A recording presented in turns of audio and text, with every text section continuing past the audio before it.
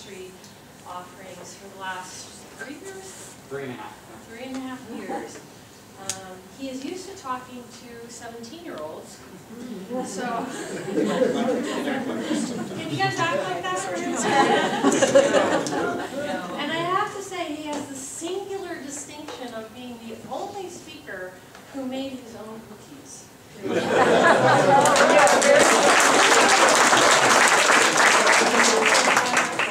Taylor Tiraterra received his master's degree from Sacramento State. As I said, he's been a very beloved teacher. He has a very unusual style. He speaks very loudly, and so we're very much looking forward. We are going to be here from about 7 to 8:15, and we'll have you out of the parking lot by 8:30 because the gate closes. Welcome.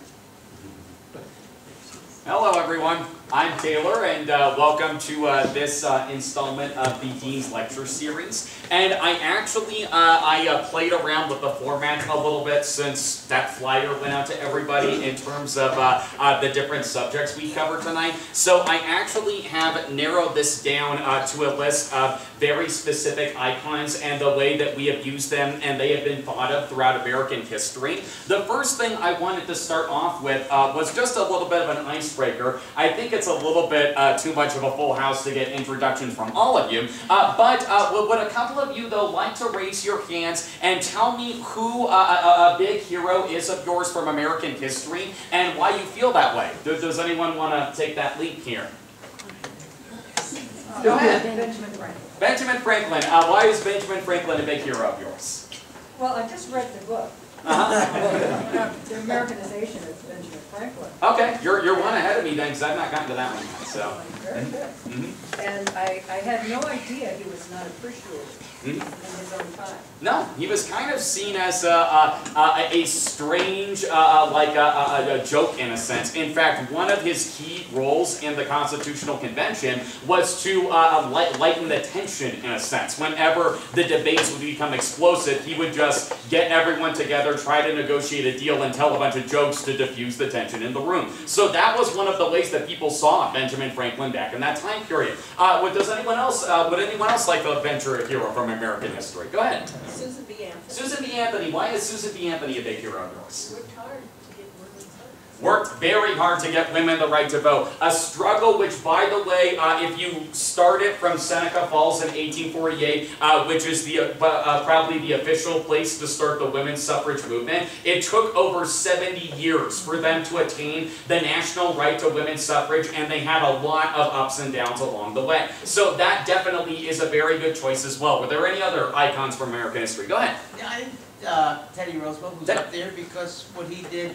you know, made a lasting imprint on the entire American landscape in terms of the parks Yes. that we have here and the way we look at, you know, the fabulous parks that we have, Yosemite, Yellowstone, etc., and just created a tradition of all of that in this culture.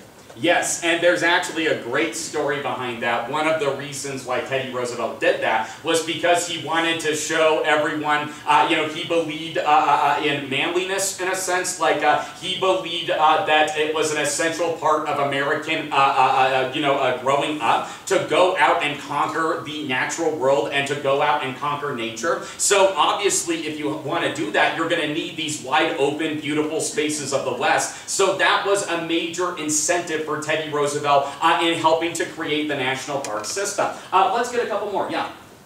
A little side note, not too popular at this point. He also founded the U.S. Forest Service. He did found the U.S. Forest Service, actually. And actually, one of the men who he collaborated with in these efforts, who was also not totally appreciated in his time, was John Muir. And of course, John Muir has become a legend of the field of natural conservation. His writings, if I remember from when I was a child in Southlake, children to this day read his writings in their schools. Does anyone else want to venture some icons? Yeah.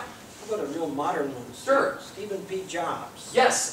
Stephen P. Jobs. Yes. And why do you admire Stephen P. Jobs? He was incredibly innovative, and he just turned around the field of electronics and made it a popular item for people to use. Absolutely, and he especially, what Steve Jobs really, especially in the last 10, 15 years, deserves a lot of credit for, is taking a company that everyone assumed was dead and buried in that competition against what was the behemoth of Microsoft, and now all of a sudden, of course, these Apple products are the only thing that you see everyone walking around with. Let's get one more. Any other icons from American history? Yeah. Well, I would throw in Geronimo. Sure. And why is Geronimo in I think he set the example for true homeland security. Yes, indeed.